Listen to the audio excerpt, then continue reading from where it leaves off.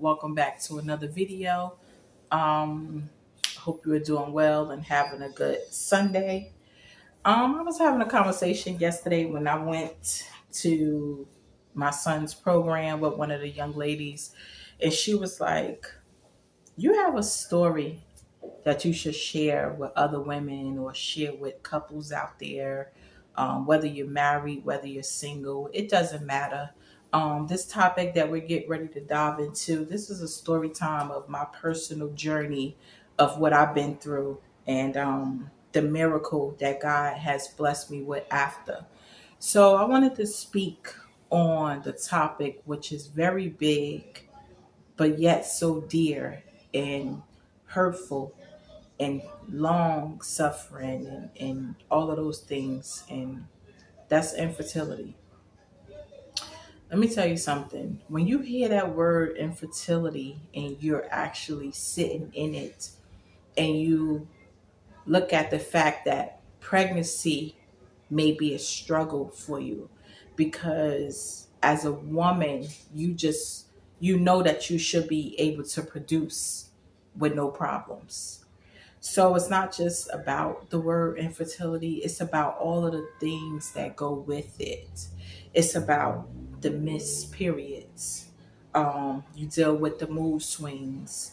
You deal with the mental battle of will I be able to produce or will I not be able to produce? And that's something that tears up. It could tear up a home, it could tear up a relationship, a marriage, because when you're going through that, you need support. You need family support. If you got a good friend that you can confide in, you need that type of support. You need a village when you're going through infertility. And I just want to share my story on what I went through. So like around 18 years old, I was diagnosed with PCOS. I don't know if you know what it is, but I'll tell you. Polycystic ovarian syndrome. So you deal with insulin resistance, you deal with unwanted hair growth on the body, you deal with an imbalance in your hormones, you deal with not knowing when you're ovulating. Um, so it's hard to tell if you when you will be able to have a baby, if you're fertile, you're infertile. So what that means is there's an imbalance in your hormones. Maybe the male hormone is higher than the female hormone, or well, that's the only way because if it wasn't, you wouldn't deal with polycystic ovaries. So the testosterone levels are higher than what they should be when you're dealing with infertility, you're dealing with PCOS. So when you're 18 and you hear the doctor tell you that, let me tell you something. You just want to ball up in a corner somewhere and cry your eyeballs out because to be told that, and I know that I'm speaking to you from when it happened, but as I continue to try to grow more closer and closer to Christ and develop a relationship, I started leaning in on faith. But initially, when I heard that, I wasn't strong in faith. So I felt like my world was crumbling down on me to hear about PCOS and how it deals with infertility. So that journey is not easy. But I want to tell somebody out there, a woman, even if you're going through infertility issues, don't stop with one opinion from one doctor. Go to another one, go to another one, go to another one. Because at the end of the day, if you allow yourself to give up, you won't have what you desire. And I know it's easier said than done, trust me, because it's a mental battle that follows infertility. You don't feel like being bothered some days. Some days you at your wits end where you just like, wow, why me? Because I was there. At 18, I was on my own. I was living on my own, working, living. But when I was told about that PCOS, it's like my heart skipped a beat because I'm like, listen, I can't leave this world and don't have at least one child. I at least need one child to share, to know what love feels like, to be able to give that love that I have inside bottled up in me that I know that I could give. That was what I was telling myself. And it's true. So we're like 18 years old, 19, I think 20 and 21, they were just trying to keep me on birth control pills to at least regulate, my menstrual cycle. But it still didn't stop what I was going through, because if I wasn't on the birth control pills, the period wouldn't come like that. Or the first year, 2 or 3, I would just had a menstrual cycle nonstop. It will only be off like one time a month. That's what made me start looking into what is going on, with my body. And that's when I found out that my hormones was out of whack, that everything was just jacked up. I prayed. I was like, Lord, this cannot be the end all be all, because I at least want to be able to have an offspring, someone to share my heartbeat and go through life with. And I know you guys heard me mention before my miracle baby, my son. That is my miracle baby, and I'm gonna get it. We're gonna dive into why. So I was on the birth control pills after a while, but the hormone levels still was jacked up. And even to this day, at 38, I still don't think, I still don't stand corrected with them with my hormone levels. Because once you get that polycystic ovary syndrome diagnosis, when you're dealing with that, when your ovaries develop cysts and you gotta monitor it and stuff like that so it doesn't grow big like that. The condition doesn't really, to be honest, go anywhere. And they try to put you on birth control pills. I mean, my doctor even tried to tell me about metformin. I didn't. I went to the endocrinologist, the GY, of course, the GYN, then the endocrinologist and everything. And I stopped going to her because we didn't reach a solution. The only thing she told me about was to stay on the birth control pills. So fast forward, like I said, that was 18, 19, 20, 21, and going forward, I still was on birth control pills. Um, and then I was at a point in my life where I was like, look, I would go in the stores, I would look at the baby clothes. You see people around you, you don't, and you don't, and I haven't really like opened up with anybody because everybody is so quick to judge, and that's the problem. Like, you can't. It's not like I woke up and said, "Oh, I want to deal with infertility issues. I want to deal with PCOS." It's not like I woke up and was like, okay, I'm just going to pick it up like I ordered it for myself. And you want a support system, but if you're a woman out there, you don't really understand what another person that's going through when they're dealing with infertility, and you don't have nothing good to say. Trust me, don't say nothing at all, because you have women who have no problem with getting pregnant. And then you got women such as myself that has never been pregnant up until we going to reach that point in this story time, up until the point where they have to go to the doctor to get the extra help. And that's where I fell into. I went to Diamond Institute in Melbourne. And when I got there, and that was at 27.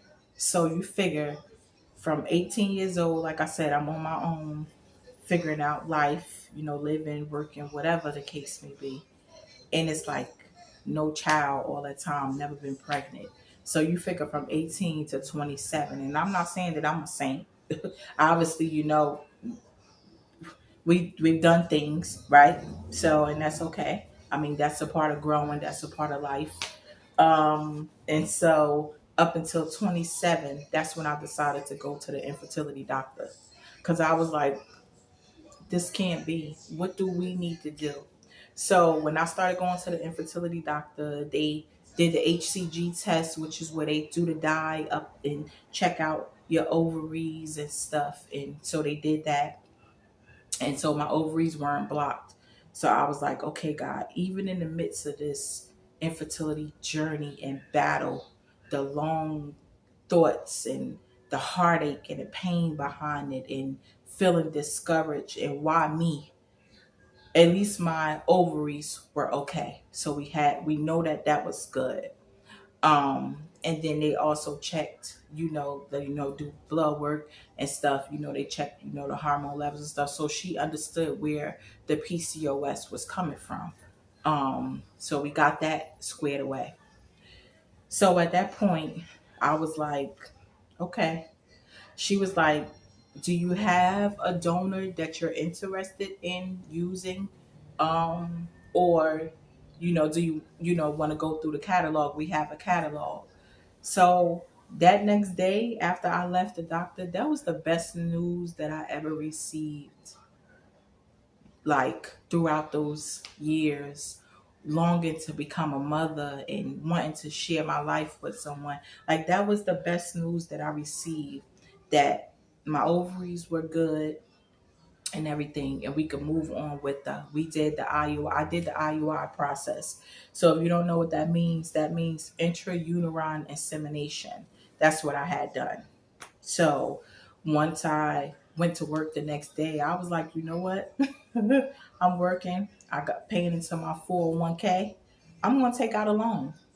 So that's exactly what I did. I took a loan out of my 401k, almost $4,000. And I brought that catalog home with me and I started looking for a donor. And you could do open donor, closed donor. It's up to you.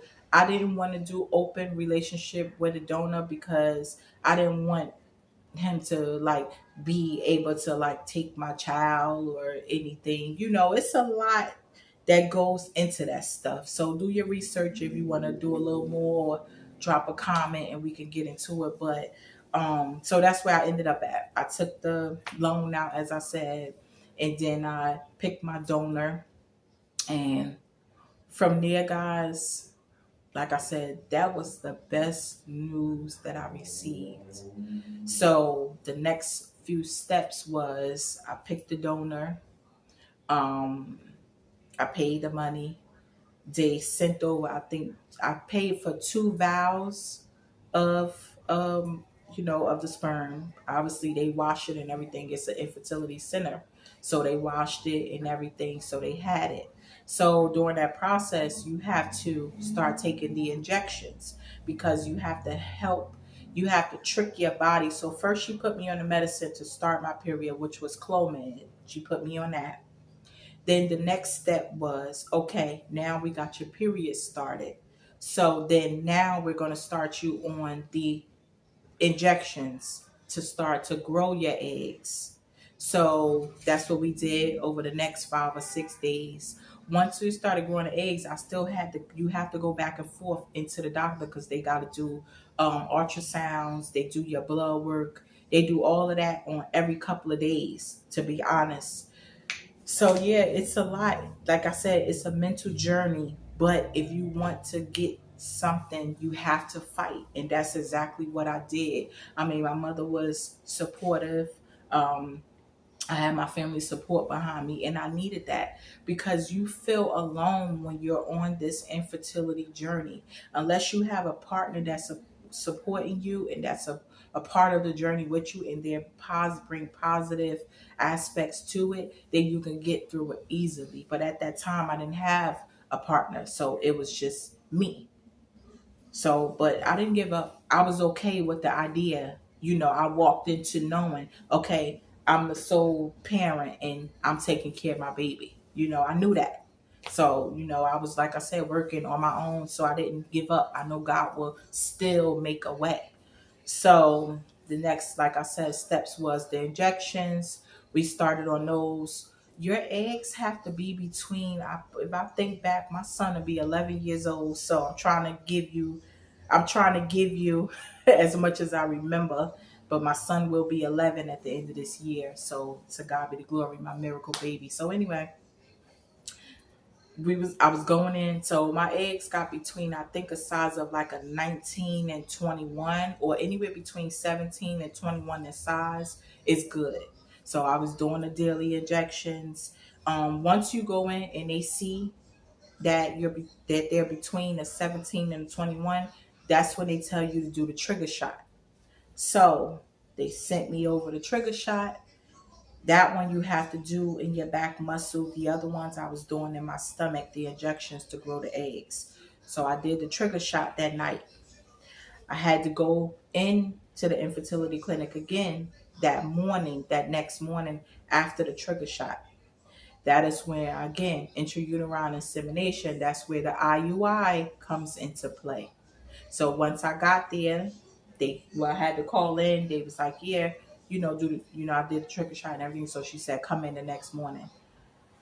Guys, once I got there, I just feel like I was walking on clouds because I was excited. Like this is my moment that I'm looking for. So I know that it's a possibility because it doesn't work for everybody on the first try. You have IUI and you have IVF. They're similar but different.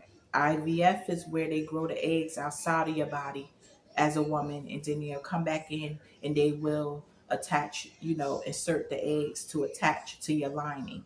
With the IUI, they go in past the uterine cavity and insert the sperm, and then the sperm will attach to your uterus. So once I went in that second day and they had watched the sperm, everything, they was ready for me because obviously they knew I was coming. So I got there, I laid down, she did it. It's a long catheter that they use to insert the sperm up you. Look, I got giggles because this is listen, I just knew it was the best moment of my life. Like, and I went through that process holding my head up high because it's a struggle.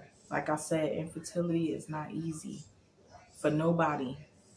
Even with support, you still need that. Then you need the mental support as well.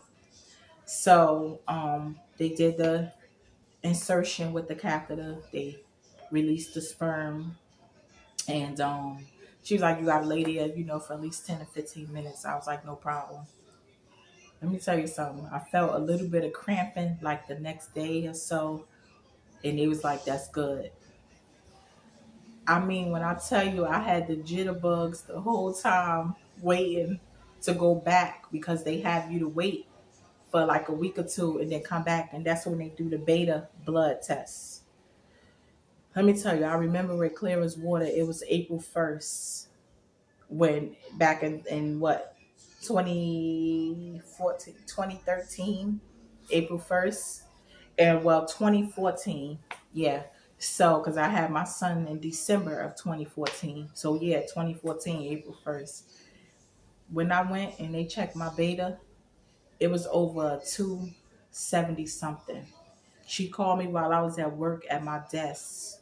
She was like, "I'm calling you to let you know on April 1st." I said, "Don't be April fooling me because this is a subject that would not like nobody to play with me on because it is very sensitive. Infertility is sensitive." She was like, "No, I wouldn't call you to play with you, but I want to let you know that your beta numbers are high." She was like, "You pregnant?" I was like, I had to leave work that day because I was like, "Lord, I thank you. Nobody but you that could work this miracle. Work it, Lord. Thank you." She said, "You pregnant." So from April 1st, I was on a mission. I was on a happiness journey. I was in the clouds because to hear that news, knowing how I was fighting through since 18, wanting to become a mother and not be knowing which direction to go in because you need somebody to kind of guide you too when you're dealing with infertility. That's why I talk to people. I talk to women. I encourage them because you never know what somebody is going through. And the worst thing that a person could do is just assume that somebody, just because you don't see them having a baby, you don't know if they're trying. You don't know if they're having issues or nothing. So the worst thing to do is to say something negative in that sense. You may not mean it, but you always watch what you say. So when she told me that, let me tell you something. I was on the clouds ever since then. And let me tell y'all something. That is my miracle baby. When she gave me, when I had got my due date in December came around, I knew he was coming. Every ultrasound that I attended, he was just chilling in there, swimming around, having his hand like this, having his hand like this, having his feet up in the air. He was having a ball. And guess what, y'all? He was 8 pounds, 9 ounces, 21 inches long. And I had a C section. Look, that journey after that C section is not easy either. Whew. That's another story time. But for this one, I want you to know, if you're experiencing infertility, if you're going through it, I encourage you, don't give up. Look at me. I'm a living testimony. My baby in there, I still call him my baby, even though he's gonna be 11. He's still my baby. I don't care if he 30. He's still my baby. That's my miracle baby, y'all. And I say that to say, don't lose hope. Even when you don't feel like you have it in you anymore, still press on. I'm encouraging you. We got this, ladies. Hold fast. Keep going. Infertility is tough. Going through an IUI is tough. Going through an IVF is even tougher. But when you see that there's joy at the end of the tunnel, you're going to say, I'm glad I held out. So I'm here to let you know in this story time, the prize is at the end. And I'm grateful to be a mother. I only have one, and I'm grateful. We are like a team. We do everything together. Sometimes my mother be like, are you bringing my grandson over to see me? And I just forget that I should drop him off. It's nothing personal. I'm just so used to him being with me and having him. That's my baby, my miracle baby. So I just wanted to encourage you in this video as I get ready to get out of here. If you have any questions or anything that you want to say, drop it down in the comments, and let's encourage somebody, another woman, or even you. You got this, and you're going to get through it. Make sure you like, comment, and subscribe. I'll see you in the next video.